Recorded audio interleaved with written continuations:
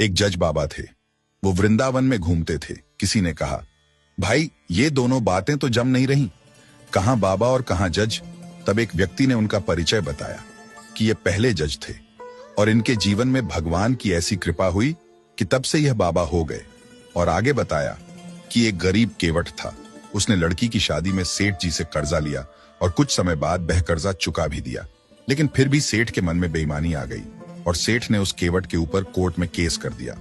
कुछ दिनों के बाद केवट के घर सिपाही गए कि तुमको कचहरी में बुलाया है। केस की तारीख आई तो केवट कचहरी में जाकर बोला, मैंने ऐसा कौन सा गुनाह कर दिया है जो कचहरी में बुला लिया। वहां फिर जज साहब ने केवट से पूछा, अपने अपनी बेटी की शादी में जो पैसे लिए थे वो वापस क्यों नहीं किए। केवट बोला, साहब मैंने तो वापस कर दिए थे। जज बोले, कोई सबूत या गवाह है आपके पास। केवट बोला, साहब हमारे तो बांके बिहारी ही सबूत हैं और वही गवाह हैं। अब जज ने समझा कि बांके बिहारी नाम का कोई आदमी होगा।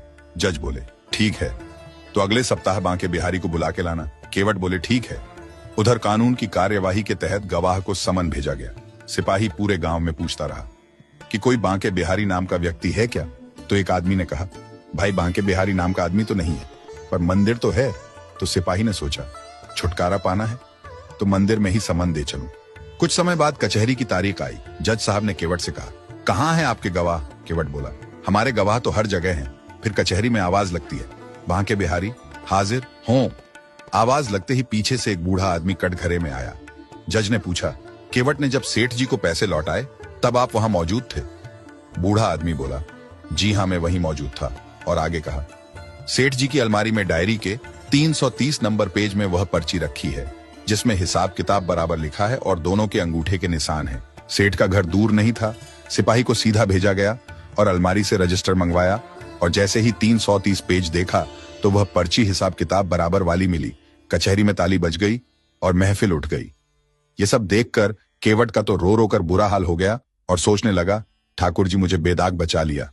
लेकिन जज साहब उस बूढ़े इंसान को ढूंढने लगते हैं कि ऐसा गवाह इतना कॉन्फिडेंट मैंने आज तक नहीं देखा। गवाह तो मिला नहीं लेकिन वो केवट मिल गया। जज बोले, भैया वो आपके जो गवाह थे मुझे उनसे मिलना है। केवट बोला, यहीं कहीं होंगे और अगर नहीं मिले तो हमारे गांव के मंदिर में चले जाना, वहीं रहते हैं। जज ने सोचा मंदिर के पुजारी होंगे। जज मंदिर पहुंचे। उन्होंने पुजारी को देखा तो बोले, ये तो गवाह नहीं है। पुजारी ने कहा, मैं नहीं हूं, असली गवाह तो ये हैं जो केवट की गवाही देने गए थे। जज ने जैसे ही बांके बिहारी जी के दर्शन किए और नेत्र बंद करके देखा तो उसी बूढ़े आदमी के दर्शन हुए जो गवाही देने गए थे। अब तो जज अपने घर में जाकर फूट फूट कर रोने लगे और उनकी घरवाली ने परेशान होकर कुछ वकील बुलवा लिए। वकीलों ने पूछा, आप जज होकर के ऐसे कर रहे हो, क्या बात है, बात तो बताओ।